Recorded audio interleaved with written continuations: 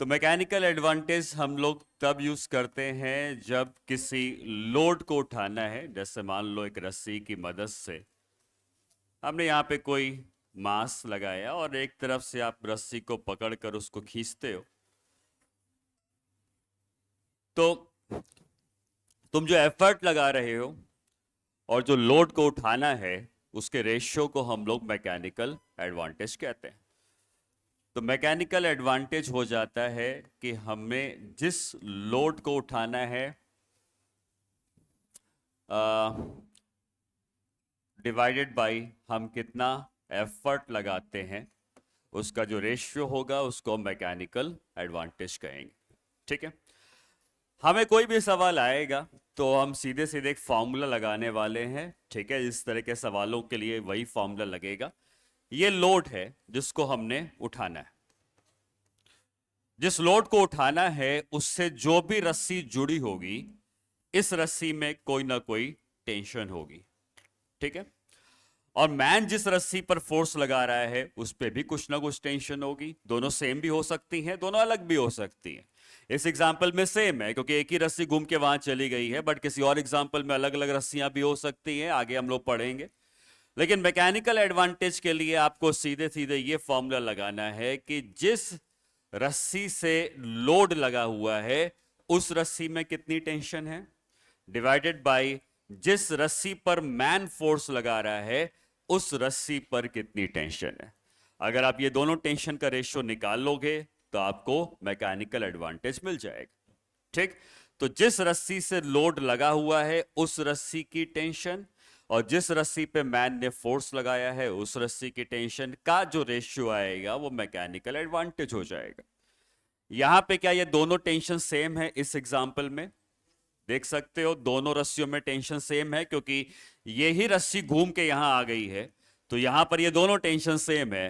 तो इस केस का मैकेनिकल एडवांटेज 1 है। मतलब कोई एडवांटेज नहीं मिला, आपको जितना लोड उठाना है उतना ही एफर्ट लगाना पड़ा। आपको लोड उठाना है ज्यादा ज्यादा और एफर्ट लगाना पड़े कम, तो हम कहेंगे कि हमारे पास मैकेनिकल एडवांटेज है। लेकिन जितना लोड उठाना है उतना ही एफर्ट लगा रहे हो तो यहां पे मैकेनिकल एडवांटेज 1 हो गया। बात समझ में आ रही है? अलग अलग एग्जाम्पल में अलग अलग आएगा, बट इस एग्जाम्पल में मैकेनिकल एडवांटेज 1 है। मैं खाली समझाने के लिए इस डायग्राम का यूज कर रहा हूं, डायग्राम्स अलग अलग हो सकते हैं। ठीक है।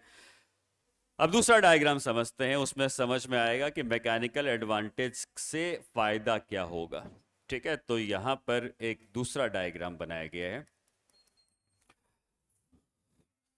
यहां पर एक लोड उठाना है और यहां पर मैन इसको उठाने के लिए एक फोर्स लगाता है। ठीक। अब देखो मैकेनिकल एडवांटेज क्या होना चाहिए।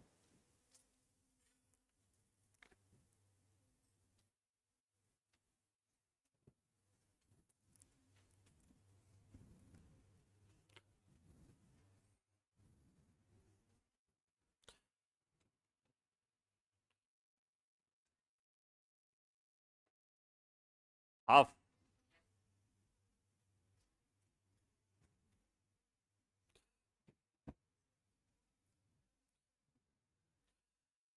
अगर हम इस रस्सी में टेंशन टी मानते हैं तो ये रस्सी भी टी, यहाँ टी, यहाँ पे टेंशन। जिस रस्सी से लोड लगा है क्या उसमें टेंशन 2T की है? और जिस रस्सी को मैन ने खींचा है उसमें टेंशन टी की है। तो यहां पर मैकेनिकल एडवांटेज अगर हम लिखते हैं तो लोड वाली रस्सी पे टेंशन है 2T और मैन वाली रस्सी पे टेंशन है टी, तो मैकेनिकल एडवांटेज यहां पे 2 है। मैकेनिकल एडवांटेज 2 का है मतलब आपको लोड उठाने में आधा ही एफर्ट लगाना पड़ेगा। 2 मतलब आपको डबल एडवांटेज मिल रहा है। ठीक है, तो आपको अगर एफर्ट उठाना है, आपको लोड उठाना है 100 न्यूटन का, तो 50 न्यूटन के फोर्स से ही आप 100 न्यूटन का वेट उठा सकते हो। तो ये मैकेनिकल एडवांटेज हो जाएगा इस केस। ठीक है, करें नोट।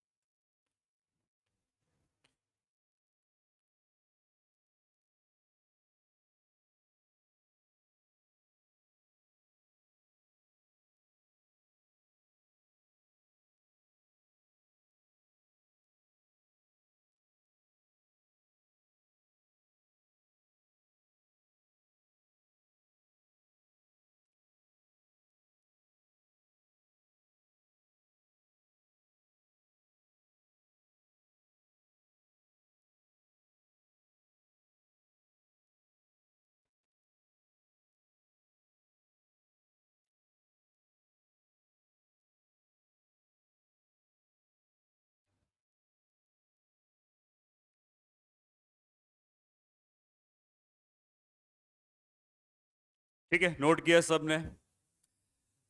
नेक्स्ट क्वेश्चन दे रहा हूं, उसमें आप मैकेनिकल एडवांटेज निकालेंगे। सेम तरीका है, जिस लोड के संग रस्सी जुड़ी है उसकी टेंशन और मैन जिस रस्सी पे फोर्स लगा रहा है उसकी टेंशन, ये दोनों का रेशियो आपको मैकेनिकल एडवांटेज दे देता है। ठीक है,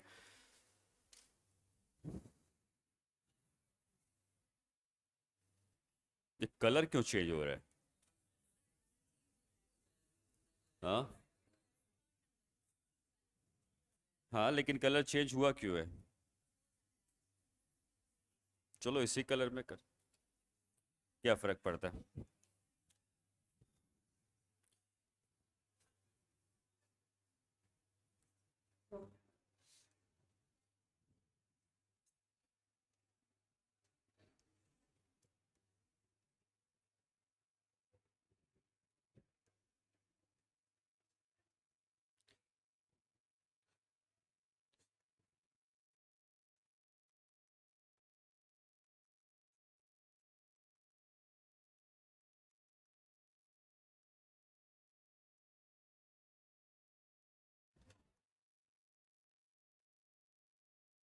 तो मैकेनिकल एडवांटेज निकाल।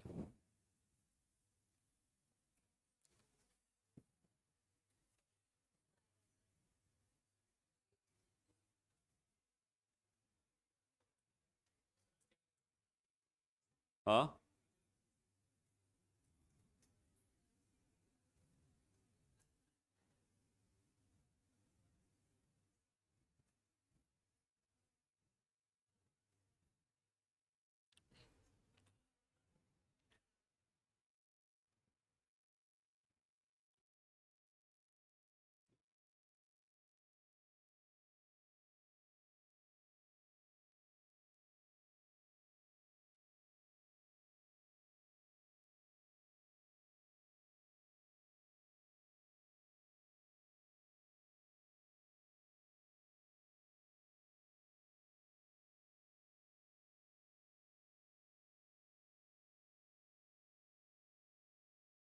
टू का आता है आंसर। ठीक है, आप एक कोई भी रस्सी से स्टार्ट करें, ठीक है, बट आपको सबसे लंबी जो रस्सी दिखे उसी को सेलेक्ट करना हमेशा सही रहता है आसान कैलकुलेशन के। तो ये रस्सी सबसे लंबी है और यहाँ पे टेंशन टी है, तो ये भी टेंशन टी, हर जगहों पे टेंशन मैं टी लिख सकता हूँ। ये दोनों टी और टी है तो यहाँ टू टी आ गया। अगेन यहाँ दोनों से टी की वजह से टू टी आ गया और ये दोनों टी की वजह से भी यहाँ टू टी आ गया। ठीक, अब लोड जो दिख रहा है इससे टोटल टेंशन मिला के आएगी 40 और मैन जिसको खींच रहा है वो टेंशन आती है 2T। ठीक है, तो mechanical advantage is equal to कितना? 40/2T is equal to 2। ठीक है, तो सिंपल आप ये तरीका याद रखें मैकेनिकल एडवांटेज निकालने का।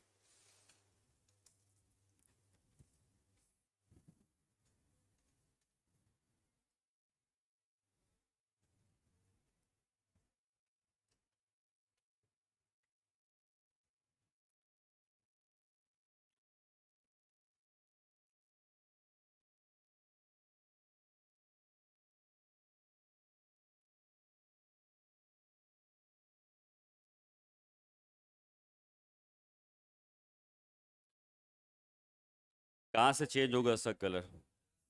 यहीं इसमें?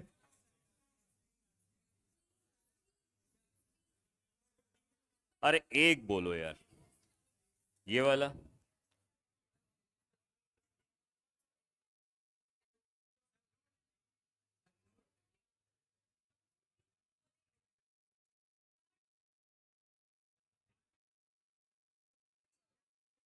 फर्स्ट सेकंड थर्ड, यही ना? Writing board.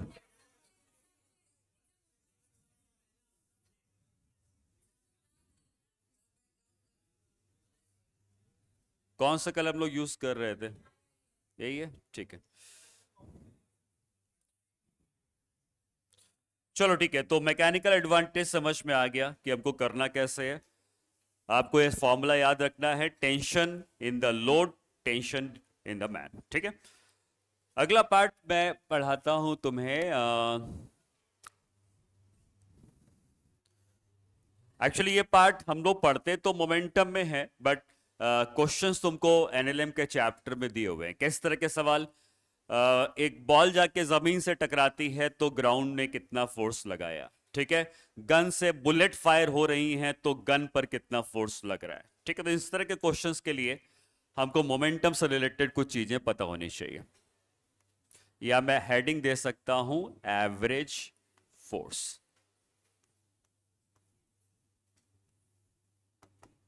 ठीक है।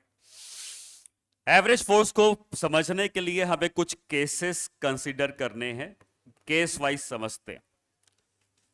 अगर किसी सरफेस में कोई पार्टिकल जाता है, मान लो u की स्पीड से जाके टकराता है और v की स्पीड से वापस आ जाता है, ठीक है। u की स्पीड से टकराता है और v की स्पीड से वापस आ जाता है, तो क्या इसके मोमेंटम में कोई चेंज हुआ है? मोमेंटम होता है मास इनटू वेलोसिटी, लेकिन मोमेंटम एक वेक्टर क्वांटिटी भी होती है। वेक्टर का मतलब अगर राइट हैंड का मोमेंटम पॉजिटिव है तो लेफ्ट हैंड का मोमेंटम नेगेटिव होगा। तो मान लो ये सरफेस से जब ये बॉडी जाके टकरा के लौट के आती है तो मैं यहां लिख सकता हूं कोलिजन के पहले मोमेंटम था एम यू का और कोलिजन के बाद मोमेंटम हो गया है माइनस एम वी का, ठीक है। माइनस मैं इसलिए लगा रहा हूं क्योंकि मोमेंटम वेक्टर है, उसके लिए डायरेक्शन इंपॉर्टेंट रहता है। राइट हैंड को पॉजिटिव मानेंगे तो लेफ्ट हैंड को नेगेटिव मानना पड़ेगा। और यहां से अगर हम चेंज इन मोमेंटम निकालते हैं, that is final momentum minus initial momentum, तो ये आ जाएगा कितना? Minus M V minus M U, ये आ जाएगा minus of M into V plus U. Overall तुम्हें ये याद रखना है कि हमें चेंज इन मोमेंटम का सिर्फ मैग्नीट्यूड पता करना है और ये मैग्नीट्यूड आ जाता है m times of v plus you. आप फाइनली इस फॉर्मूले को भी याद रख सकते हैं, आपको हर जगह कैलकुलेट नहीं करना है। बस ये याद रखना है कि अगर कोई बॉल टकराती है u से, रिबाउंड करती है v से, तो उसका जो मोमेंटम बदला है उसकी वैल्यू है m times v plus you, ठीक है। इस केस को नोट करें।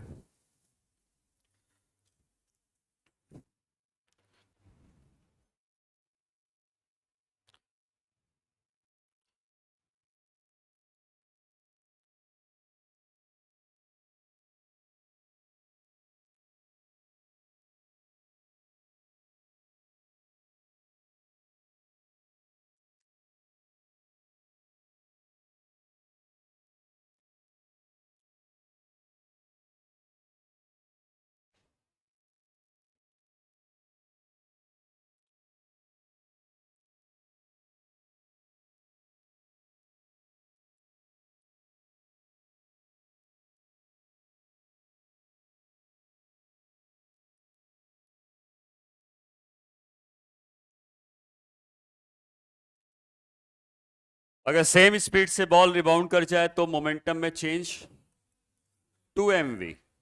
कहां से आया? अगेन यही फॉर्मूले से आया। यहां पर u और v दोनों सेम हो जाएंगे तो मोमेंटम का चेंज 2mv हो जाएगा, ठीक है।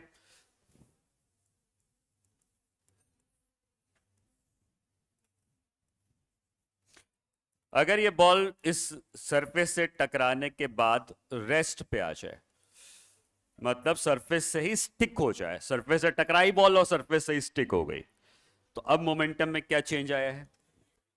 सिर्फ आया है m। अगर स्पीड मैं v मान रहा हूं या u मान रहा हूं, जो भी होगी, मोमेंटम का चेंज mv हो जाएगा, ठीक है।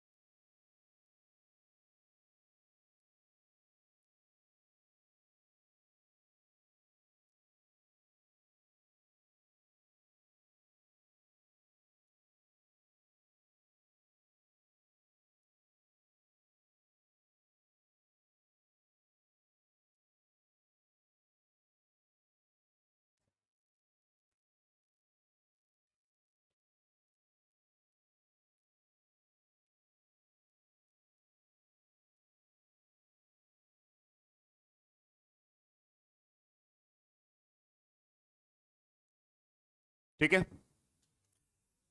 ये तीन केस में सब के सब एक ही फॉर्मूले पे हालांकि बेस्ड हैं। अगर आपको ये वाला फॉर्मूला पता है तो बाकी दो केस में भी यही फॉर्मूला लगा देना है। अब इसके ऊपर सवाल क्या आता है कि जब ये बॉल इस दीवार से टकरा के रिबाउंड कर रही है तो बॉल और दीवार के बीच में एक फोर्स प्रोड्यूस हुआ होगा। ठीक है, जब बॉल दीवार पर टकराती है तो एक फोर्स लगता है। तो यही पूछा जाएगा कि कितना फोर्स लगता है। ठीक है, वो फोर्स कितना लगता है वो हम तभी निकाल पाएंगे जब हमको ये फॉर्मूला पता होगा कि मोमेंटम में चेंज हर केस में कितना आने वाला है।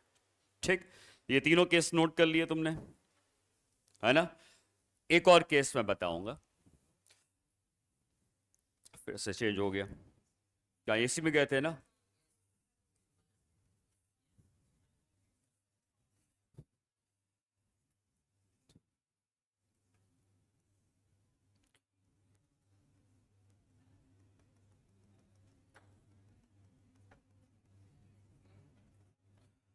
अगर किसी सरफेस से टकराने के बाद बॉल किसी एंगल पे रिबाउंड करती है तो ये दोनों एंगल हम लोग को थीटा ही लेने पड़ेंगे। हालांकि फ्रिक्शन होगा तो ये एंगल बदल जाएगा, बट वो चीजें आपको नहीं पूछेगा। फ्रिक्शन वाले सवाल थोड़े से कॉम्प्लिकेटेड हो जाएंगे कोलिजन में खासकर, तो वो आपसे नहीं पूछेगा। आपसे अगर कभी पूछेगा तो यही कहेगा कि जितनी स्पीड से टकराया है उतनी स्पीड से रिबाउंड किया है, एंगल भी यहाँ सेम है। तो इस केस में जो मोमेंटम का चेंज होगा वो होगा 2mv cos थीटा। आपको कॉस वाला कंपोनेंट लेना है बस। ठीक है, तो मोमेंटम का change 2mv cos theta.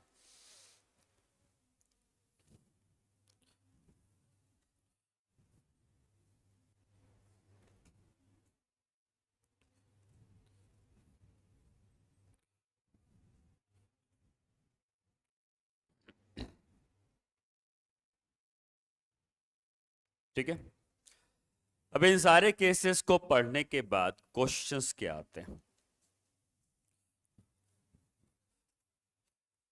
Example number 1 इस तरीके का कुछ आ सकता है।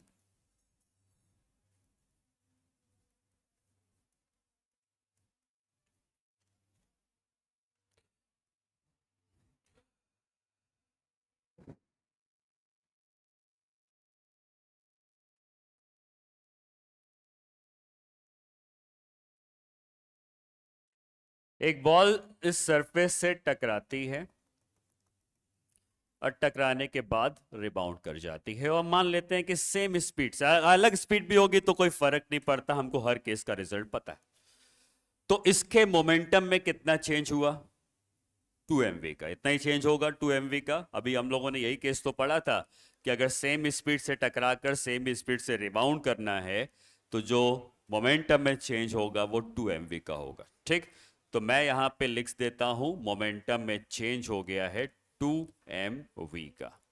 ठीक, अब मान लो ऐसी एक बॉल नहीं है, कई सारी बॉल्स हैं। दूसरी बॉल भी जाती है, इससे टकराती है, टकरा के रिबाउंड करती है और अगेन सेम स्पीड से रिबाउंड करती है। तीसरी बॉल है, ये भी वी की स्पीड से जाएगी, जोर पे टकरा के फिर से रिबाउंड करेगी।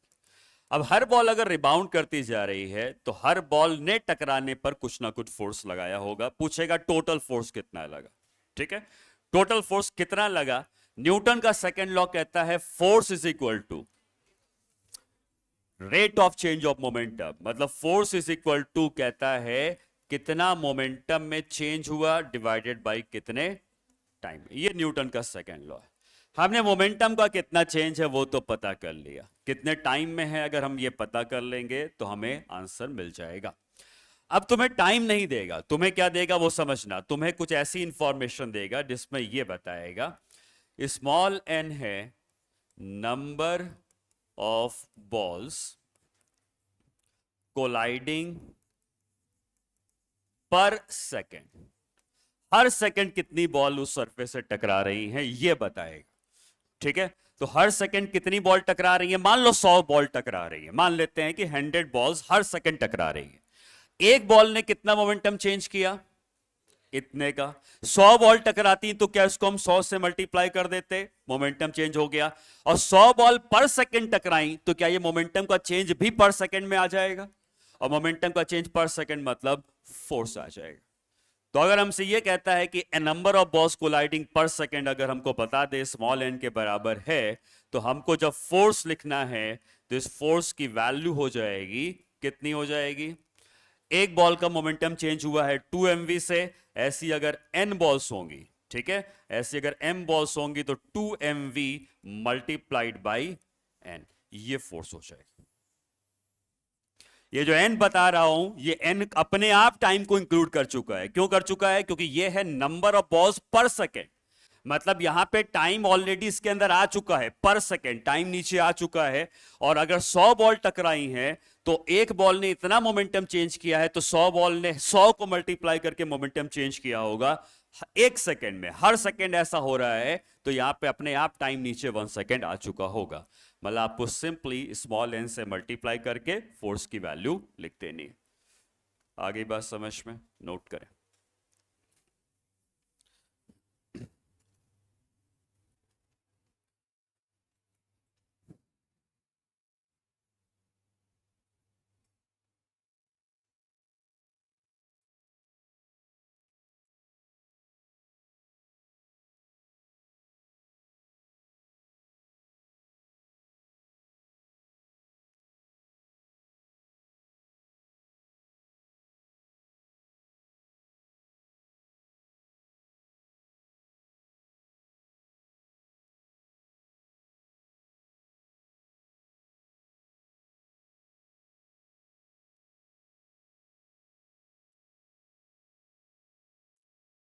ठीक है, अब सेम सवाल जो हम लोगों ने पहले केसेस में पढ़े हैं उनके लिए आएगा। मैंने आपको टोटल कितने केस बताए, इसके ऊपर नाम नहीं दिया था मैंने। इसके पहले कितने केस हो गए थे? 3 हुए थे शायद ना, तो चौथा केस। इन चारों केस में सेम तरीका काम करेगा। ठीक, अगर इस केस में भी यही होता तो ये चेंज इन मोमेंटम आपको पता है, किससे मल्टीप्लाई करते तो फोर्स आ जाता? एन से मल्टीप्लाई कर देते, स्मॉल एन से। Small N is number of balls per second, हमको यहां पे फोर्स आ जाता। ठीक है, तो चाहे जो भी इस केस में क्वेश्चन पूछा जाएगा, आपको मोमेंटम का चेंज अगर पता है कितना होता है, आपको उसको मल्टीप्लाई कर देना है स्मॉल एन से, हमको फोर्स की वैल्यू मिल जाएगी। ठीक है,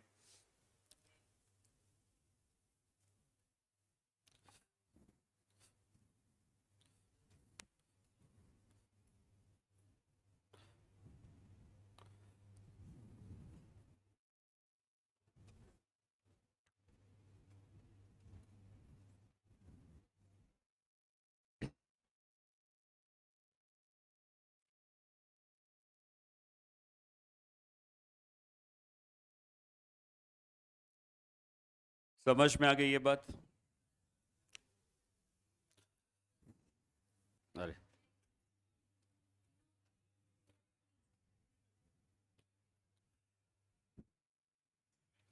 कैसे होगा ये परमानेंट?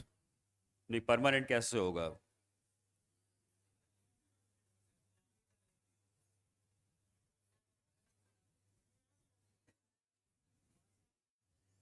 कहां से? ये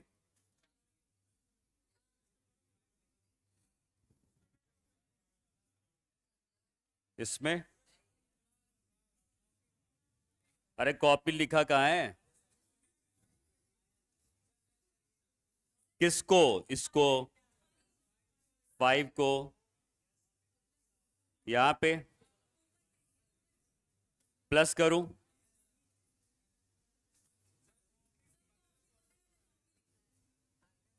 छोड़ दो, मैं कर लूंगा। ठीक है, ठीक, कोई बात नहीं। 5 सेकंड लगता है करने में, ठीक है। तो यहां पर हमने क्या समझ लिया? हमें यह समझ में आया कि कैसे हमें क्वेश्चन करना है। देखो वापस जाते हैं, मैंने जो केसेस बताए हैं तुम्हें उन केसेस पे समझो। हर केस में आपको मोमेंटम का चेंज पता होना चाहिए। नंबर ऑफ बॉल्स पर सेकंड अगर हमको पता होंगे तो हम फोर्स निकाल पाएंगे। ठीक है, एक एग्जाम्पल हमने किया, मान लो दूसरा एग्जाम्पल देखते हैं। कुछ इस तरीके का सवाल आ सकता है, जिसमें एक मान लो गन है और उस गन से बुलेट्स फायर होती हैं और हर सेकंड जो है n बुलेट्स हर सेकंड वो फायर करता है।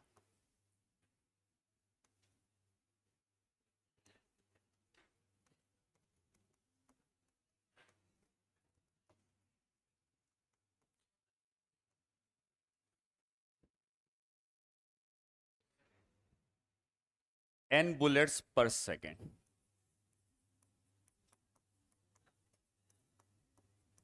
ठीक है, n बुलेट्स पर second of mass m fired with speed v, ये हमको बता दिया गया है। और फिर ये पूछेगा कि find the force, find the force on the gun, gun के ऊपर कितना फोर्स लगेगा। ये वैसे ही है जैसे मान लो बॉल जाके दीवार से टकराती थी तो दीवार पे फोर्स लगता था। अब जैसे दीवार से टकराने के बाद बॉल बॉल जब वापस आ रही हैं तो एक्चुअली दीवार पे फोर्स लग के वापस आएंगी। वैसे ही ये जब बुलेट गन से निकलेंगे तो गन के ऊपर फोर्स लगना स्टार्ट करेगा पीछे की तरफ। पहले बुलेट की स्पीड कितनी थी, 0, अब स्पीड हो गई है v। तो 0 और v, इसका मतलब मोमेंटम में चेंज किया कितना है, 2mv या mv, mv, 2mv नहीं आएगा, mv, and force is equal to n into mv, ये फोर्स हो गया। ठीक है, स्मॉल n से मल्टीप्लाई कर देना है। आपको जो मोमेंटम का चेंज का केस बताया था वैसे ही केस है, चाहे वो बॉल दीवार से टकरा के रुक जाए या रुकी हुई बुलेट v की स्पीड से चलने लगे। ठीक है, बॉल v की स्पीड से टकरा कर दीवार से टकरा कर रुक जाए या रुकी हुई बुलेट v की स्पीड से चलने लगे, दोनों केस से मोमेंटम में चेंज mv होगा and force is equal to n into mv हो जाएगा। ठीक है, एक्सेलरेशन ऑफ गन कितना होगा, इस गन का मास कैपिटल M है, कितना होगा, force by mass. Newton second law, F is equal to M A, force हमें पता है कितना लग रहा है, मास से डिवाइड कर दो, गन का एक्सेलरेशन भी आ जाएगा।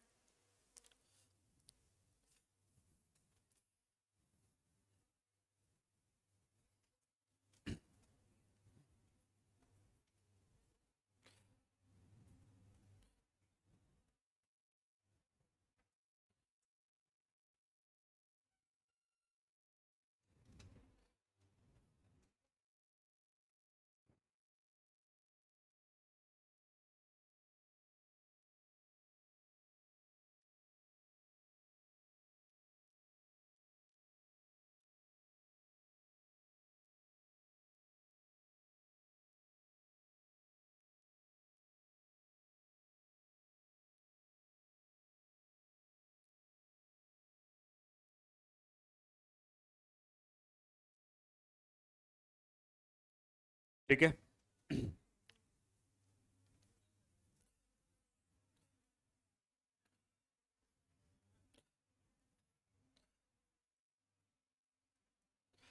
अगर हम h की हाइट से किसी बॉल को ड्रॉप करते हैं, h की हाइट से किसी बॉल को ड्रॉप करते हैं, तो कोलिजन करने के ठीक पहले ये कितनी स्पीड से गिरेगा।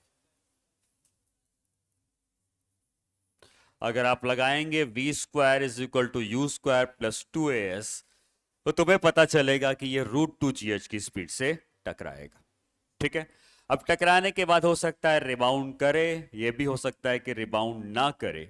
लेकिन अगर ये रिबाउंड करता है, मान लो टकराने के बाद ये रिबाउंड करता है और रिबाउंड करके ये पहुंच जाता है h डैश की हाइट तक। ठीक, अगर ये रिबाउंड करके पहुंच जाता है h डैश की हाइट तक, तो ये जो u होगा ये होगा √2g h डैश।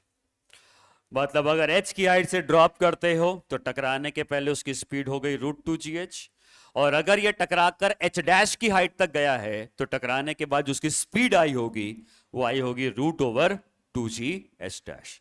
ये बात समझ में आ गई। क्या मोमेंटम में चेंज अब बताया जा सकता है, v पता है, u पता है, मोमेंटम में चेंज बता सकते हैं, और अगर n बॉल पर सेकंड टकराएंगी तो कितना फोर्स लगेगा वही बता सकते हैं। नोट करें।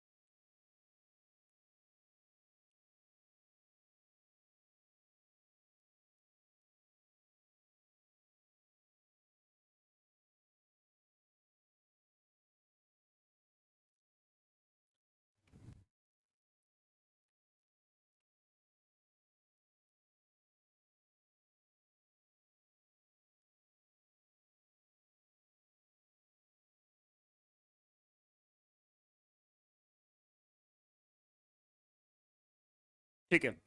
अच्छा, इस क्वेश्चन में ये भी हो सकता है कि आपको ये ना बताए कि कितनी बॉल पर सेकंड टकरा रही है। बॉल कितनी पर सेकंड टकरा रही हैं उससे तो फोर्स तुम निकाल ही लोगे। बट एक केस और बताता है कि ये बॉल जमीन से टकराई, एक ही बॉल टकराई और वो उस ग्राउंड के साथ कुछ समय तक कांटेक्ट में रही। ठीक, ये जो मोमेंटम चेंज हुआ है, यहां पे मोमेंटम अलग था, यहां मोमेंटम अलग है, मोमेंटम चेंज हुआ है। इस मोमेंटम को चेंज होने में कुछ समय बीता होगा। तो फोर्स होता है कि मोमेंटम का चेंज कितने समय में हो गया है। तो अगर हमें यह पता चल जाए कि ये बॉल ग्राउंड के संग कितने समय तक कांटेक्ट में थी, तो उतने समय में इसका मोमेंटम चेंज हो गया। भाई अगर तुम बॉल को ड्रॉप करते हो तो बॉल ग्राउंड पर टकराती है और तुरंत रिबाउंड करती है, लेकिन तुरंत रिबाउंड करने का मतलब यह नहीं है कि बॉल ने ग्राउंड के साथ कांटेक्ट करके जीरो टाइम बिताया। बॉल जब ग्राउंड के कांटेक्ट में थी तो उसकी स्पीड टकरा के जीरो हुई और जीरो के बाद रिबाउंड करी। तो उसकी स्पीड मान लो यहां पे 10 थी और यहां स्पीड 5 हो गई, तो 10 की स्पीड से बॉल टकराई, टकरा के उसकी स्पीड जीरो हुई और जीरो से 5 हुई और फिर रिबाउंड करी। तो कुछ समय तक बॉल ग्राउंड के कांटेक्ट में थी। अगर आपको यह बता दे कि कितने समय तक कांटेक्ट में थी, तभी भी हम वो फोर्स निकाल सकते हैं। ठीक है, मतलब यहां पे केस ऐसा हो सकता है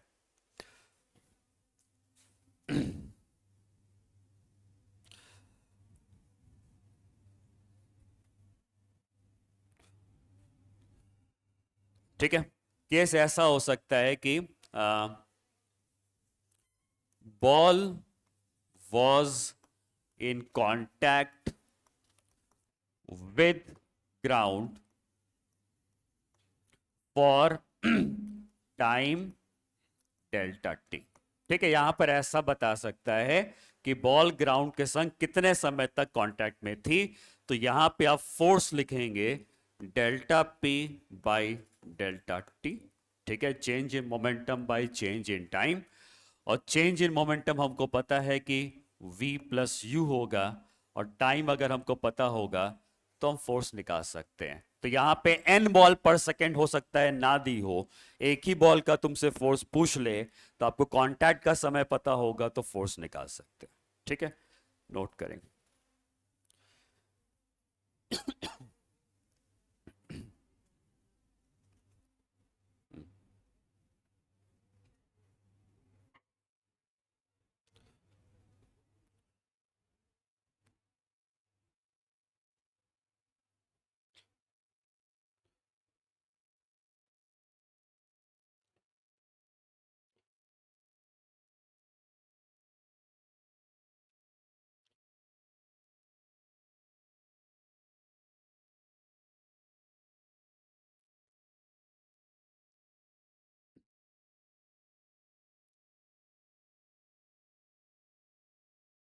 तुम लोग बातें बहुत ज्यादा नहीं कर रहे हो।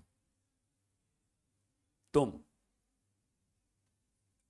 क्या बात कर रहे हो? नहीं, तुम्हारे पीछे हाँ, नहीं कर रहे हो। यही करता है सबसे ज्यादा बात। हाँ, तुमको वहां बैठाऊंगा किनारे, चारों तरफ कन्याएं रहेंगी। ठीक, अब बात करो। फिर कुछ दिन के बाद तुम्हारा प्रमोशन होगा, यहां बैठा होगा। ठीक है, क्वेश्चन लिखोगे। a ball of mass a ball of mass 100 grams a ball of mass 100 grams is dropped from the height of 5 meters. A ball of mass 100 grams is dropped from the height of 5 meters and rebound back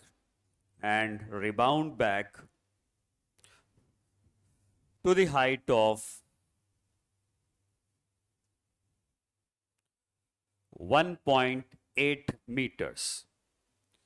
Rebound back to the height of 1.8 meters. Full stop. if the contact time is 1 millisecond, if the contact time is 1 millisecond, then find the force exerted,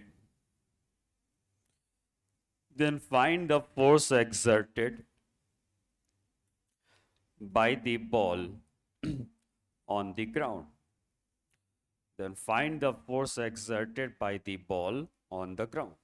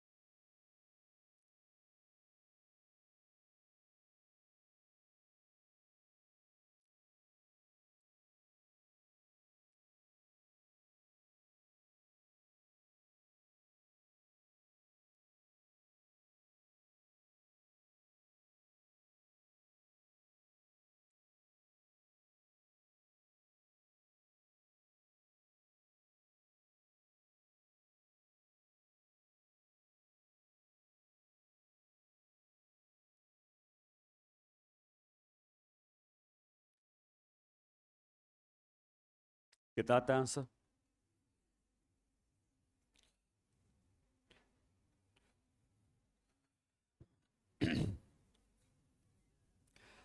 यहां पे आपको सारी values बता दी गई हैं और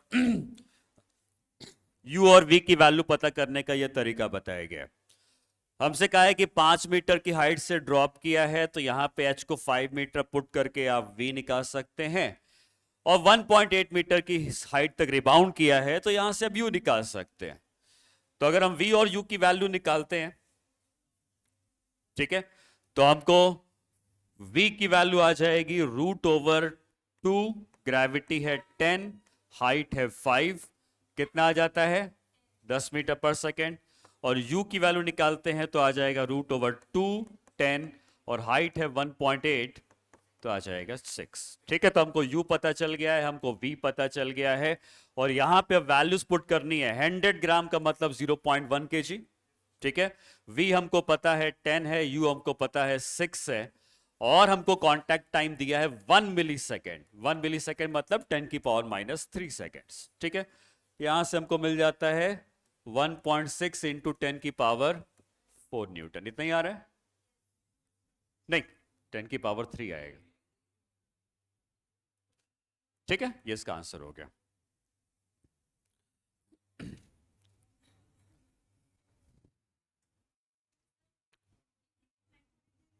ले सकते हैं, अब वो एग्जाम में तुम्हें बताएगा कितना लेना है। ठीक है, हम लोग सारे क्वेश्चन में जी को 10 लेते हैं। कभी कभार ऐसे क्वेश्चन तुम्हें टेस्ट में मिल जाते हैं जिसमें 9.8 से वो आंसर निकाल देता है। ठीक है, बट नीट का जब एग्जाम होगा तो वो क्लियरली बताएगा कि आपको 9.8 लेना है या 10 लेना है। ठीक है, हम लोग सारे क्वेश्चन में 10 से आंसर निकाल मेंशन एग्जाम में करेगा। ठीक है, नहीं करेगा तो फिर तुम 10 से निकालो, जो नियरेस्ट आंसर होगा वो मार्क करो।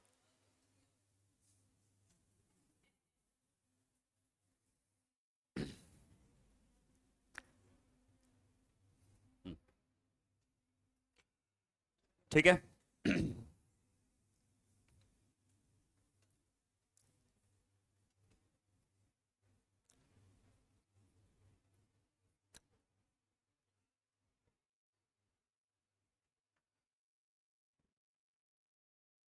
नोट कर लिया।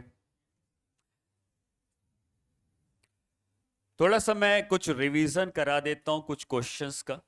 ठीक है, तो हमने ऐसे क्वेश्चंस किए हैं पहले, लेकिन चलो एक बार हम लोग रिवीजन करते हैं क्विकली।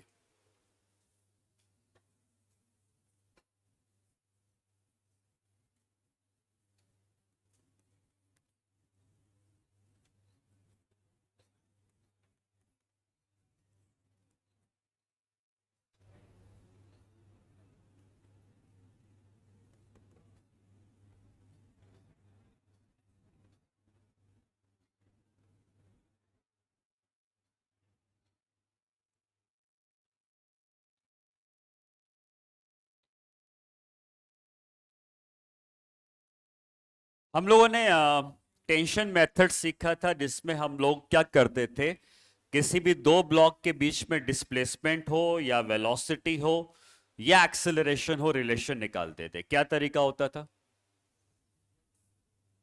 टेंशन के वर्क डन से निकालते थे, याद है? टेंशन के वर्क डन में क्या याद रखना था कि कोई भी फोर्स अगर लगता है और डिस्प्लेसमेंट होता है, तो हमको पता है कि इसका वर्क डन का फॉर्मूला है टी एक्स कॉस थीटा। ठीक है, ये वर्क डन का फॉर्मूला है। अगर टेंशन और डिस्प्लेसमेंट एक ही डायरेक्शन में होंगे तो वर्क डन कितना हो जाएगा? टी इंटू एक्स का हो जाएगा। अगर ये दोनों अपोजिट डायरेक्शन पे होंगे तो वर्क डन कितना हो जाएगा? माइनस ऑफ टी एक्स हो जाएगा। ठीक है, तो ये वर्क डन का जनरल फॉर्मूला था, हर केस में काम करेगा। जब सेम डायरेक्शन है तो प्लस टी एक्स, जब अपोजिट डायरेक्शन है तो माइनस टी एक्स। ठीक, यहां पर x डिस्प्लेसमेंट मैं लिख रहा हूं, यही फॉर्मूला वेलोसिटी के लिए भी काम करेगा।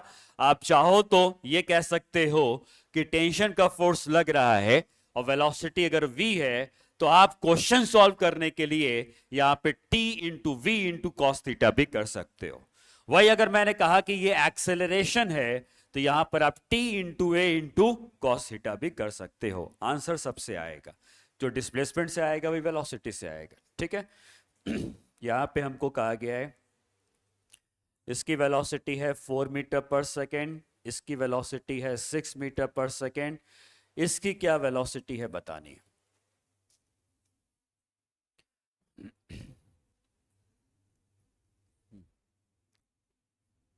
टेंशन का वर्क डन टोटल निकालो, टोटल को 0 के बराबर करो।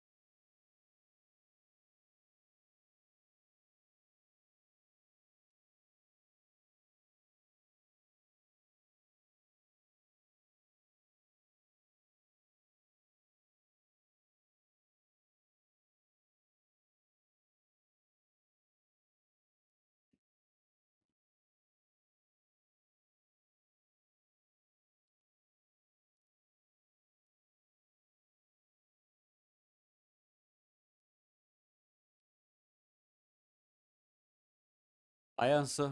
क्या आता है? 1 मीटर पर सेकेंड। कितना आ रहा है? 1।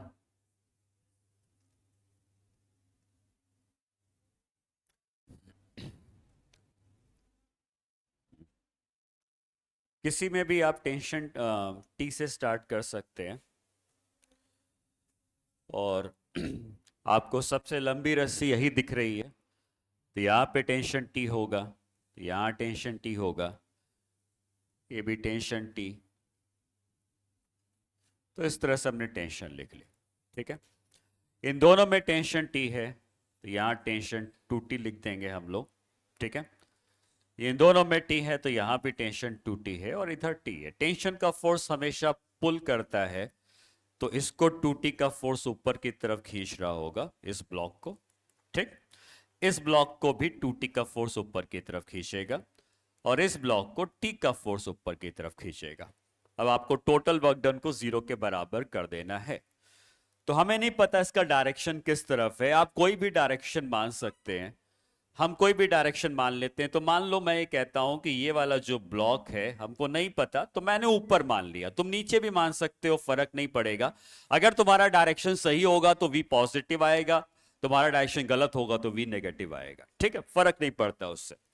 अब यहां पे अगर देखा जाए तो टेंशन t है और वेलोसिटी 6 है, दोनों सेम डायरेक्शन पे हैं, तो मैं लिखूंगा t इंटू 6। ठीक है, यहां टेंशन 2t है और वेलोसिटी 4 है, लेकिन अपोजिट है, तो अपोजिट पे हमको माइनस में लिखना पड़ता है, तो माइनस लिखेंगे, माइनस ऑफ 2t/4। यहां पे टेंशन ऊपर है और मैंने माना भी ऊपर ही है, तो यहां पर भी पॉजिटिव लिखना पड़ेगा। क्या लिख देंगे? 2t/v। और इन सबको 0 के बराबर कर देना है। जैसे ही 0 के बराबर करोगे तो टेंशन अपने आप कैंसिल हो जाएगी, बचेगा 6 - 8 + 2v = 0। यहां से v क्या आ जाता है? 1। +1 आया है, इसका मतलब हमने जो डायरेक्शन माना है वो सही होगा। ठीक है, तो इस तरीके से आपको चाहे 3 ब्लॉक हो या 10 ब्लॉक हो, आपको हर जगह पर t/v या t/x करते जाना है। पॉजिटिव होगा अगर सेम डायरेक्शन है, नेगेटिव होगा अगर अपोजिट डायरेक्शन है, एंगल है तो थीटा आ जाएगा। टोटल वर्क डन निकाल के 0 के बराबर करना है और वहां से अननोन जो भी होगा उसकी वैल्यू मिल जाएगी। ठीक है,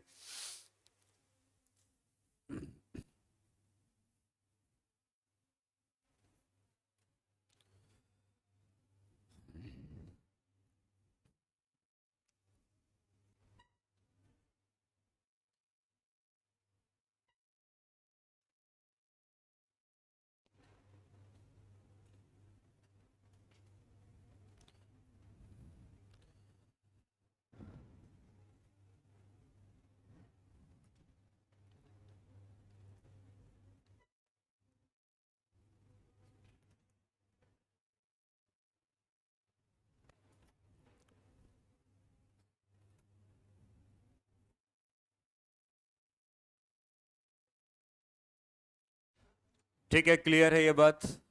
समझ में आ गया है क्वेश्चन? अब मैं एक आध क्वेश्चन और कराऊंगा इसके ऊपर। यहाँ पे हम सिर्फ एक रिवीजन कर रहे हैं क्योंकि ऐसे क्वेश्चंस हम लोग कर चुके हैं, तरीका समझ चुके हैं, बट ठीक है, एक बार और देखते हैं कि ऐसे कुछ क्वेश्चंस और करके कुछ और सीखने को मिलता है तो। ठीक है,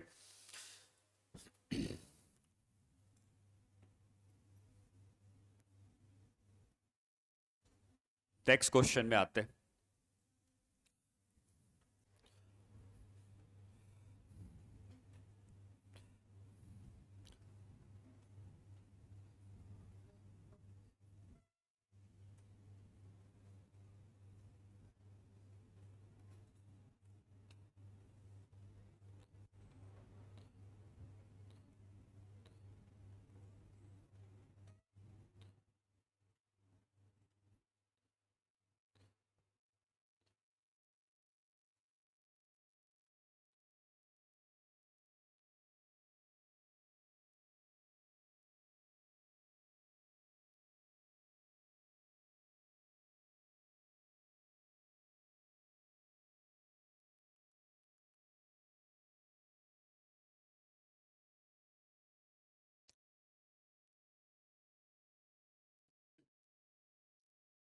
ये वाला ब्लॉक नीचे जा रहा है 6 मीटर पर सेकेंड से, ये ऊपर जा रहा है 2 मीटर पर सेकेंड से। ये कितनी वेलोसिटी से चल रहा होगा? इसका v अननोन है, ये बताना।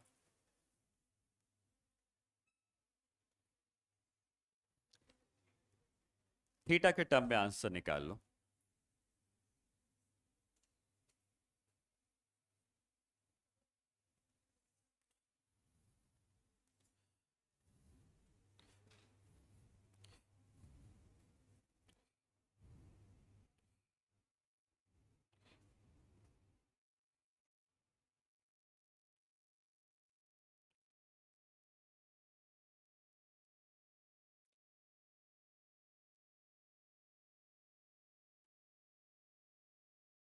कितना?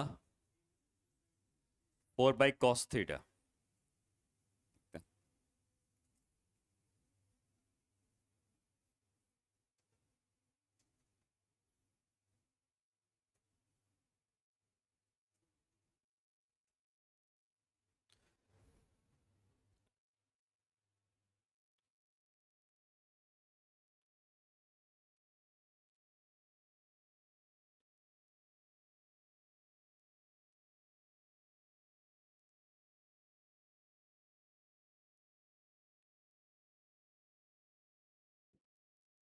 Four by cos theta, 2/cos theta. Check करते हैं। टेंशन T मान लेते हैं इस स्ट्रिंग में, ठीक है, अगर इसमें टेंशन टी है, इसमें टी है, तो यहाँ टेंशन 2T होगी और यहाँ भी टेंशन 2T की होगी। ठीक है, अब यहां पर इस ब्लॉक पर देखा जाए तो टेंशन का फोर्स ऊपर लग रहा है और वेलोसिटी नीचे है। यहाँ पे टेंशन का फोर्स ऊपर लग रहा है, वेलोसिटी ऊपर है, और यहाँ पे 2T की टेंशन का फोर्स इस डायरेक्शन पे लग रहा है। यहाँ पे एंगल भी आ गया है। ठीक है, तो एंगल आ जाने तो कोई फर्क नहीं पड़ता। यहाँ पे T ऊपर है और 6 नीचे है, तो -T × 6 लिखने वाले हैं हम लोग। ठीक है, टेंशन ऊपर, वेलोसिटी नीचे। यहाँ पे T और 2 दोनों एक ही तरफ हैं, तो +T × 2 लिख सकते हैं। ठीक है, और यहां पे टेंशन और वेलोसिटी के बीच में एंगल है, तो जब एंगल आ जाता है तो हम लिखते हैं 2T × V × cos थीटा। ठीक है, 2T × V × cos theta is equal to 0।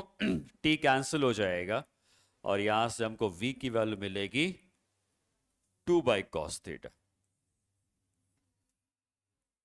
ठीक है, बाकी तो सॉल्व कर लोगे मेरे ख्याल से। ठीक है, T कैंसिल हो जाएगा और आपको V की वैल्यू मिलेगी 2/cos थीटा।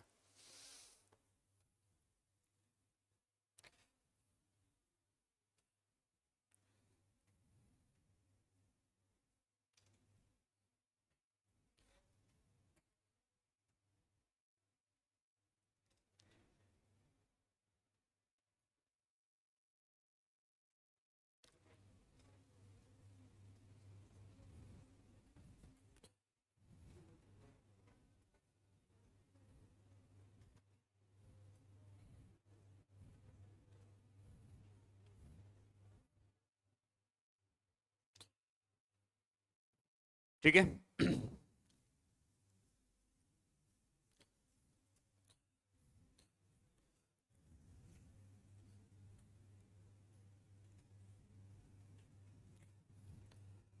नेक्स्ट हम लोग पढ़ते हैं सूडो फोर्स।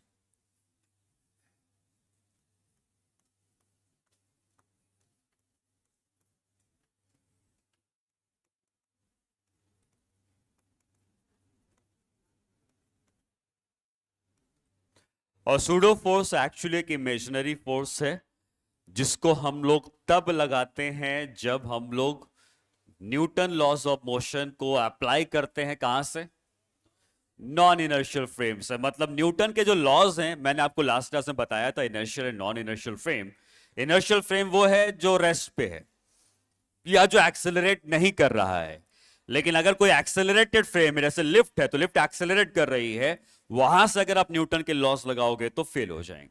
ठीक, तो हम अगर न्यूटन के लॉज लगाना चाहते हैं नॉन इनर्शियल फ्रेम से, तो हमको एक एडिशनल अपने मन से लगाया हुआ फोर्स, सूडो फोर्स भी अप्लाई करना पड़ेगा। ठीक है, जो थोड़ी और डिटेल में बता देता हूं मैं कि सूडो फोर्स होता क्या है। डायरेक्टली फॉर्मूला भी बता देता तो चल जाता काम, क्योंकि आपको सिर्फ फोर्स कितना होता है ये पता होना चाहिए। ठीक, लेकिन चलो कॉन्सेप्ट से समझते हैं।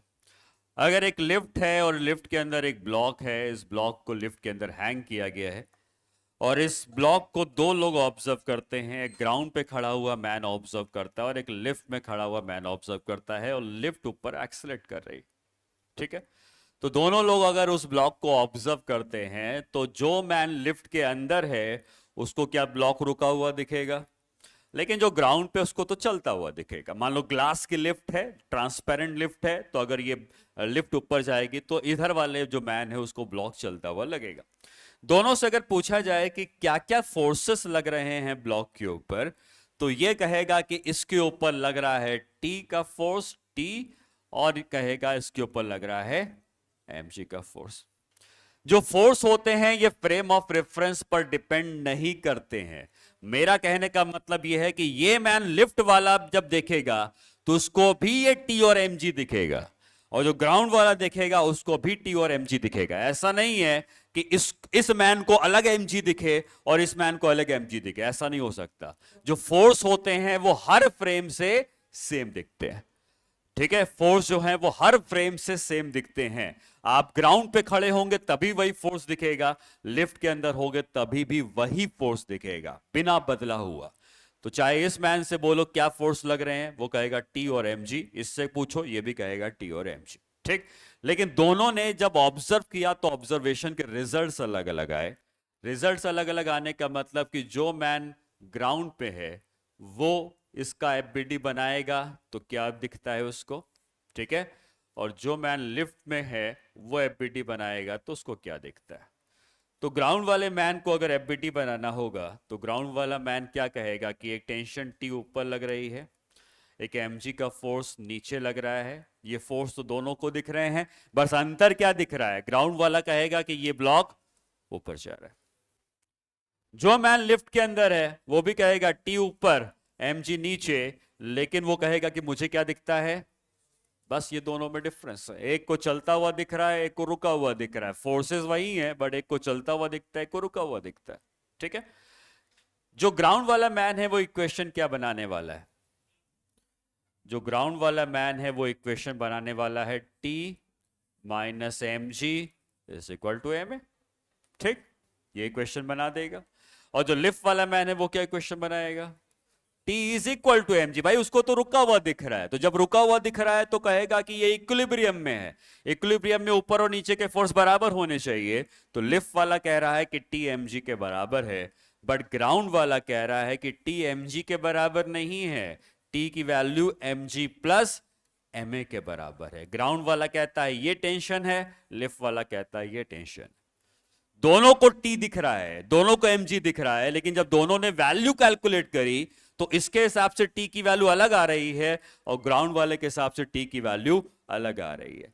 तो इनमें से एक सही और एक गलत है, तो सही कौन है, ग्राउंड वाला हमेशा सही रहेगा क्योंकि वो इनर्शियल फ्रेम पे है। लिफ्ट वाले ने जो आंसर निकाला है वो गलत है, क्यों, क्योंकि लिफ्ट वाले को न्यूटन के लॉज लगाना अलाउड नहीं है, वो नॉन इनर्शियल फ्रेम में है। तो लिफ्ट वाला तभी भी न्यूटन के लॉ लगाएगा तो उसको रिजल्ट ही गलत मिलेगा।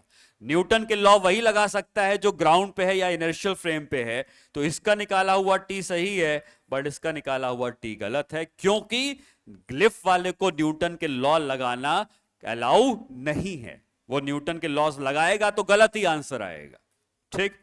तो फिर लिफ्ट वाले ने यह कहा कि अगर मुझे भी न्यूटन के लॉज लगाने हैं तो क्या करना पड़ेगा, ठीक है। अब लिफ्ट वाला कहता है कि मुझे भी न्यूटन के लॉज लगाने हैं तो क्या करना पड़ेगा। तो लिफ्ट वाले ने न्यूटन के लॉज को यूज करने के लिए थोड़ा सा चेंज करना पड़ेगा, ठीक। तो ग्राउंड वाले और लिफ्ट वाले दोनों को जो फोर्सेस दिख रहे हैं वो वही दिख रहे हैं, टी दिख रहा है, एम जी दिख रहा है, ये तो दिख रहा है, और लिफ्ट वाले को रेस्ट में भी दिख रहा है, ये तो दिख ही रहा है। बट लिफ्ट वाले का रिजल्ट गलत आ रहा है, लिफ्ट वाले का टी एम जी आ रहा है बट एक्चुअली टी की value M G plus M A है। तो अब लिफ्ट वाले को एक और फोर्स अपने मन से मानना पड़ेगा, इसलिए इसको इमेजिनरी फोर्स कह रहे हैं, और वो एक फोर्स नीचे की तरफ मान लेगा एम ए का। अब ऐसा करने से क्या हुआ, मास इनटू एक्सेलरेशन एक फोर्स हो गया। अब ऐसा करने से क्या हुआ कि अब लिफ्ट वाला कहेगा ऊपर और नीचे के फोर्स बराबर ही तो करने हैं, तो बराबर कर देते हैं, ऊपर लगा टी नीचे लगा एम जी प्लस। अब इसका जो आंसर आया वो आंसर भी सही हो गया, इसका जो टेंशन का आंसर आया वो ग्राउंड वाले के आंसर से मैच कर गया। लेकिन मैच करवाने के लिए क्या ये उसने अपने मन से माना हुआ फोर्स लगाया है, रियल में नहीं एग्जिस्ट करता है, उसने अपने मन से माना है। तो ये जो मन से माना हुआ फोर्स है इसी को सूडो फोर्स कहते हैं। ये तब लगाते हैं जब हम मोशन देख रहे हैं लिफ्ट के अंदर से।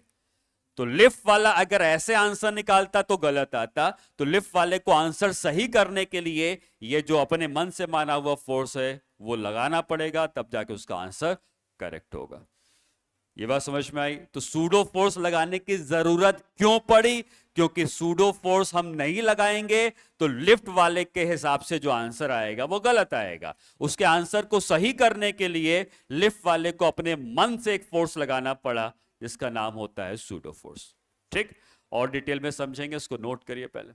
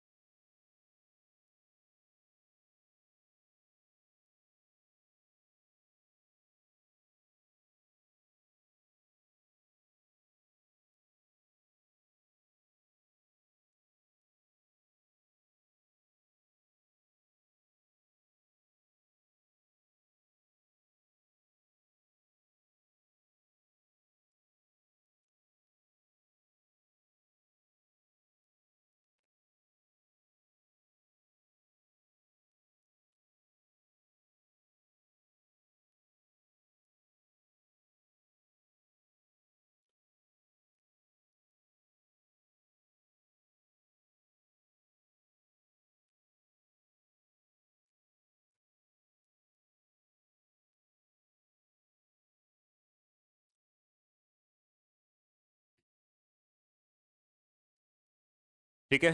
तो सूडो फोर्स हम लोग ग्राउंड से जब ऑब्जर्वेशन लेंगे तो नहीं लगाना है। ग्राउंड वाला बिना सूडो फोर्स के आंसर निकाल लेगा। और हमने अब तक जितने सवाल किए हैं सब हमने ग्राउंड से किए हैं, तो सूडो फोर्स कहीं आया ही नहीं। सूडो फोर्स की मदद से कुछ पार्टिकुलर टाइप की प्रॉब्लम आसानी से होती है। तो हमें सूडो फोर्स कब लगाना है वो मैं केसेस आपको बता दूंगा। उन केसेस पे सवाल आएंगे तभी सूडो फोर्स से सॉल्व करेंगे, अदरवाइज हम बाकी सारे क्वेश्चन ग्राउंड से ऑब्जर्व करके ही सॉल्व करेंगे। अभी तक हमने ग्राउंड से ही किया है और 99% क्वेश्चन ग्राउंड से ही हमको करने होंगे। ठीक। सूडो फोर्स कब लगाया जाएगा और कितना लगाया जाएगा ये थोड़ा समझते हैं। तो सूडो फोर्स वो लगाएगा जो लिफ्ट के अंदर से ऑब्जर्वेशन ले रहा है, वो सूडो फोर्स लगाएगा। किसके ऊपर लगाएगा? जिसका ऑब्जर्वेशन ले रहा है उसके ऊपर लगाएगा। तो अगर ये मैन इस ब्लॉक को ऑब्जर्व कर रहा है तो ये मैन इस ब्लॉक पर सूडो फोर्स लगाएगा। ग्राउंड वाला नहीं लगाएगा, लिफ्ट के अंदर वाला ऑब्जर्व करेगा तो सूडो फोर्स लगाएगा। ठीक। कितना लगाएगा? अगर इस ब्लॉक का मास m का है और ये मैन जिस लिफ्ट में है वो a से एक्सेलरेट कर रही है, तो सूडो फोर्स लगेगा मास इनटू एक्सेलरेशन का। ठीक। तो अगर मैन जिसको ऑब्जर्व कर रहा है उसका मास m का है और जहां से ऑब्जर्व कर रहा है उसका एक्सेलरेशन a का है, सूडो फोर्स लगेगा मास इनटू एक्सेलरेशन। लेकिन इस सूडो फोर्स का जो डायरेक्शन होगा, ये जिधर ये लिफ्ट जा रही है उसके अपोजिट होगा। तो लिफ्ट अगर ऊपर जा रही है तो सूडो फोर्स नीचे लगाएगा, लिफ्ट नीचे जाएगी तो सूडो फोर्स ऊपर लगाएगा। अगर ये लिफ्ट राइट में जाएगी तो सूडो फोर्स लेफ्ट में लगेगा, लिफ्ट अगर लेफ्ट में जाएगी तो सूडो फोर्स राइट में लगेगा। मतलब सूडो फोर्स का डायरेक्शन हमेशा मोशन के अपोजिट लगता है। ठीक है, नोट करें इस बात को।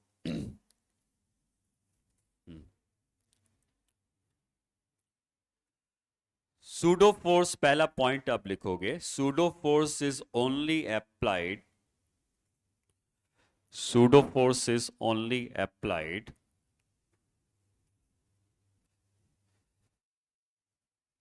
when the motion is observed. Pseudo force is only applied when the motion is observed from non-inertial frame. When the motion is observed from non-inertial frame. Second point लिखोगे,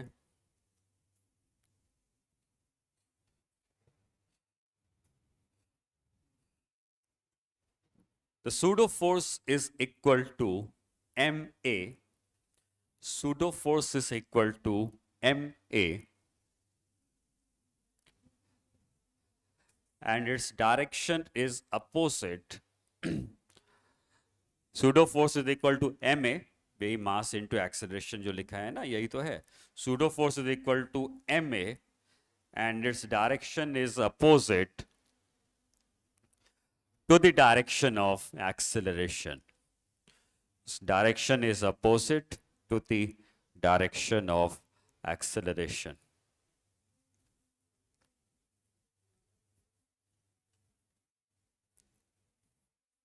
ठीक है, लास्ट पॉइंट और लिखोगे, it is an imaginary force, it is an imaginary force and it has no reaction force. It is an imaginary force and it has no reaction force. No reaction force का मतलब Newton का third law कहता है हर action का reaction होता है, but pseudo force एक imaginary force है, इसका कोई रिएक्शन नहीं होता है, ये एक अपने मन से माना हुआ फोर्स है। ठीक है,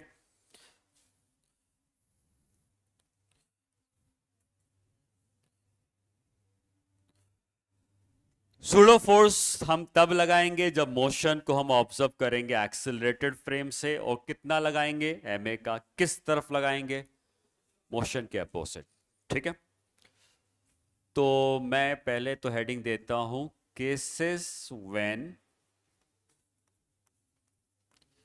pseudo force will be used. हम उन केसेस के बारे में पढ़ना चाहते हैं जिन केसेस में हम आंसर सूडो फोर्स की मदद से निकालें।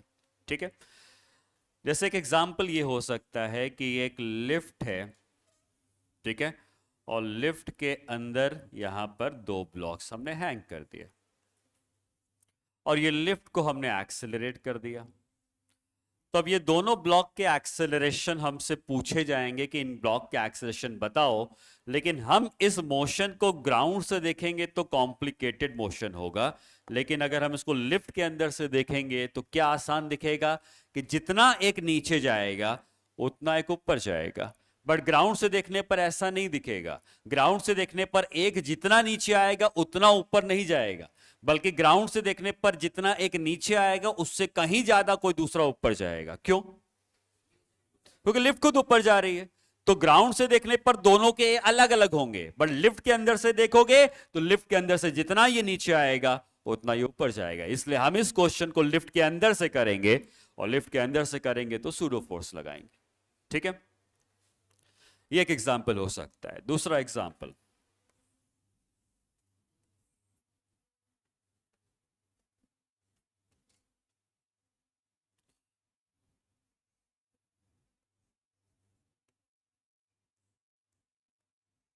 ये इंक्लाइन प्लेन फिक्स नहीं है, बल्कि इंक्लाइन प्लेन को चलाया जा सकता है। और इस इंक्लाइन प्लेन को जब खींच के आगे की तरफ ले जाएंगे और ब्लॉक भी मान लो नीचे स्लिप कर रहा होगा, तो ब्लॉक को ग्राउंड से देखेंगे तो एक कॉम्प्लिकेटेड मोशन दिखेगा। क्यों? क्योंकि ब्लॉक ना सिर्फ नीचे गिर रहा है बल्कि लिफ्ट के संग आगे भी चला जा रहा है। तो अगर हम इस मोशन को इस इंक्लाइन प्लेन के ऊपर से देखते तो क्या हमको सिंपली ये एक ही डायरेक्शन पे गिरते हुए दिखता? वहां पे तो हमको आगे बढ़ता हुआ नहीं दिखता। हमको क्या दिखता? हमको दिखता कि भाई वो सीधे नीचे गिरता जा रहा है। तो लिफ्ट मतलब इस इंक्लाइन सरफेस के ऊपर से देखकर इसको ऑब्जर्व करना ज्यादा आसान है। ग्राउंड से देखकर इसको ऑब्जर्व करना थोड़ा मुश्किल है, क्योंकि ग्राउंड से देखने पर ना सिर्फ ये नीचे गिर रहा होगा बट सरफेस के साथ आगे भी बढ़ रहा होगा। नहीं समझ में आया? देखो अभी ये यहां पे दिख रहा है तुम्हें, ठीक है, डायग्राम समझ लो। और या मैं इधर बनाता हूं, टाइम के संग क्या चेंज आएगा। अभी ये इधर है, ठीक है, कुछ देर के बाद ये इधर पहुंच जाता, कुछ देर के बाद ये यहां पहुंच जाता।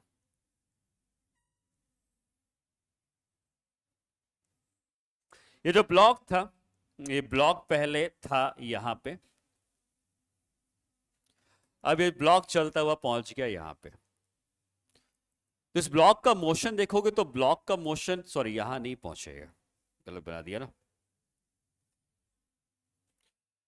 ये अंडू नहीं हो रहा है।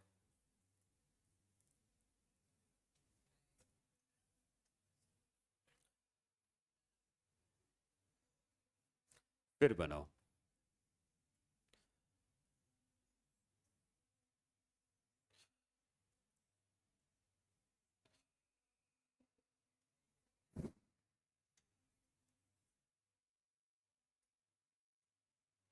ठीक है, अच्छा आप देखो मैं क्या कह रहा हूं जब तुम इस इंक्लाइन प्लेन को आगे की तरफ बढ़ा रहे हो तो ब्लॉक पहले तुम्हें दिख रहा था वहां पे, क्या ये ब्लॉक थोड़ी देर के बाद यहां आ जाएगा?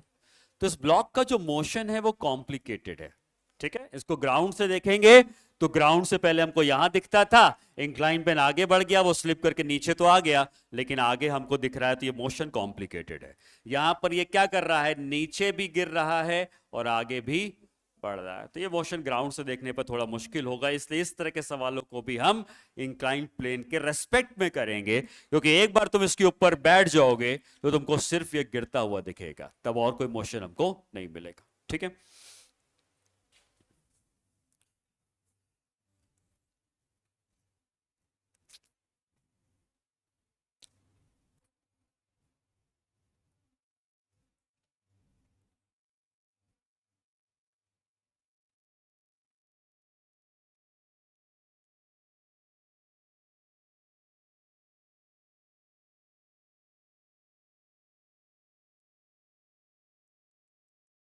एक लिफ्ट के अंदर एक इंक्लाइन प्लेन है और इंक्लाइन प्लेन के अंदर एक ब्लॉक है, ऊपर एक ब्लॉक है, और अगर ये लिफ्ट ऊपर की तरफ एक्सेलरेट करने लगे तो क्या अगेन ग्राउंड से देखने पर ये मोशन कॉम्प्लिकेटेड दिखेगा, क्योंकि ना सिर्फ ये ब्लॉक नीचे गिर रहा होगा बल्कि लिफ्ट के संग ऊपर भी जा रहा होगा। तो इस मोशन को देखने के लिए अगर आप इसके अंदर आ जाते हैं और इसके अंदर बैठ के ब्लॉक को गिरता हुआ देखते हैं तो ज्यादा आसान दिखेगा, ना कि हम बाहर से देखेंगे। बाहर से देखने पर मुश्किल मोशन होगा।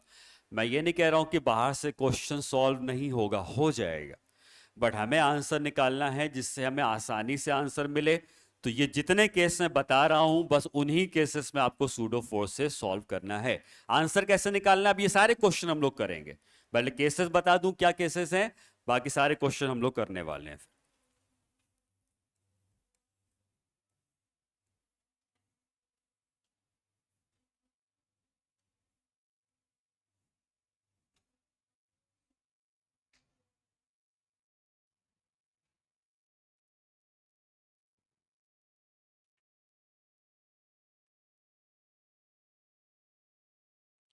ये जो बड़ा वाला ब्लॉक है इसको भी तो हम चला सकते हैं। मान लो हमने फोर्स लगाया और फोर्स लगाने से बड़ा वाला ब्लॉक चलने लगा। तो अब जब ये छोटे ब्लॉक्स को देखोगे तो छोटे ब्लॉक्स ना सिर्फ आगे बढ़ रहे होंगे बल्कि उसमें स्लिप भी तो कर रहे होंगे। तो उनका मोशन अगर हम देखेंगे ग्राउंड से तो ग्राउंड से अगेन एक कॉम्प्लिकेटेड मोशन दिखेगा। हम इस मोशन को आसानी से देख सकते हैं। अगर आप इस ब्लॉक के रेस्पेक्ट में देखेंगे तो आपको सिर्फ ये इधर जाता हुआ दिखेगा और ये सिर्फ एक गिरता हुआ दिखेगा। बट ग्राउंड से क्या होगा, ये गिर तो रहा ही होगा लेकिन क्या आगे भी जा रहा होगा, तो ग्राउंड से मोशन इसका कॉम्प्लिकेट हो जाएगा। ठीक है,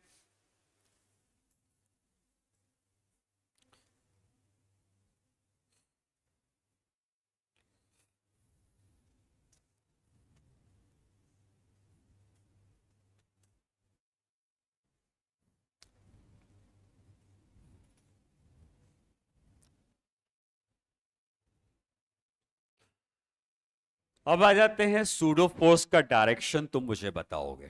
ठीक है, सूडो फोर्स का डायरेक्शन किधर लगेगा इन सारे केसेस पे। तो अगर ये लिफ्ट ऊपर जा रही है और आप लिफ्ट के अंदर से ऑब्जर्वेशन लेते हैं तो सूडो फोर्स लगाना पड़ेगा। इस ब्लॉक का मास है m1 का, किधर लगाओगे सूडो फोर्स, नीचे। कोई लिफ्ट ऊपर जा रही है तो सूडो फोर्स लगेगा नीचे, कितने का, इस ब्लॉक का मास है m2 का, किधर लगेगा, इस पे भी नीचे। जिधर लिफ्ट जाएगी उसके अपोजिट लगेगा, जिधर लिफ्ट का मोशन होगा उसके अपोजिट लगेगा। कितना लगेगा, जिस मास को तुम देख रहे हो उसका mass into acceleration, m1 S के ऊपर m2 एस के ऊपर। ठीक, इस ब्लॉक का मास m का है, ये मैन सूडो फोर्स लगाएगा किस तरफ, किधर जा रहा है, मैन इंक्लाइन प्लेन के ऊपर बैठा हुआ है, इंक्लाइन प्लेन लेफ्ट में जा रहा है तो सूडो फोर्स किधर लगेगा, राइट में, एम है। ठीक, ये लिफ्ट ऊपर जा रही है, सूडो फोर्स किधर लगेगा, नीचे, m इंटू ए का। ये ब्लॉक राइट में जा रहा है, इस पे सूडो फोर्स किधर लगेगा, लेफ्ट में। अगर इसका मास m1 का है तो सूडो फोर्स m1 ए का, इसके ऊपर किधर लगेगा, लेफ्ट। लेफ्ट में क्यों, ये राइट में जा रहा है। अगर ये राइट में जा रहा है सब पे लेफ्ट में लगेगा, फर्क नहीं पड़ता वो कहां पर है, कहीं पर भी हो। अगर ये बड़ा वाला ब्लॉक राइट में चला गया है तो सब पे सूडो फोर्स तुम्हें लेफ्ट में ही लगाना है।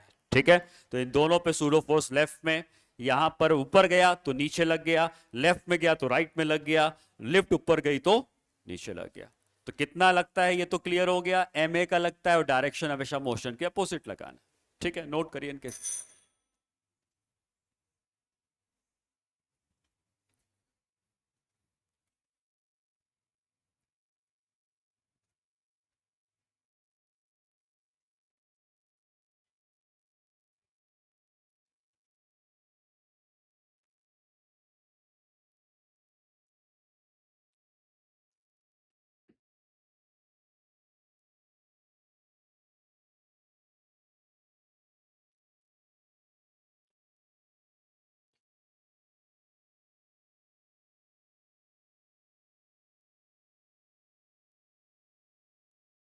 कल की क्लास में हम लोग का सूडो का सूडो फोर का पार्ट भी खत्म हो जाएगा। तो सूडो फोर्स के बाद क्या बचता है, फ्रिक्शन बचता है। ठीक है, तो कल हम लोग सूडो फोर्स के क्वेश्चंस कर लेंगे। और टाइम मिला तो कल ही हम लोग हो सकता है फ्रिक्शन स्टार्ट कर ले, नहीं तो नेक्स्ट क्लास में फ्रिक्शन स्टार्ट होगा। अच्छा, रॉकेट वाला भी पार्ट है सिलेबस में कि नहीं है अभी? हाँ है, ठीक है। तो हम लोग सूडो फोर्स एंड रॉकेट वाला पार्ट कल कर लेंगे और उसके बाद हम लोग फ्रिक्शन का पार्ट करेंगे, ठीक है।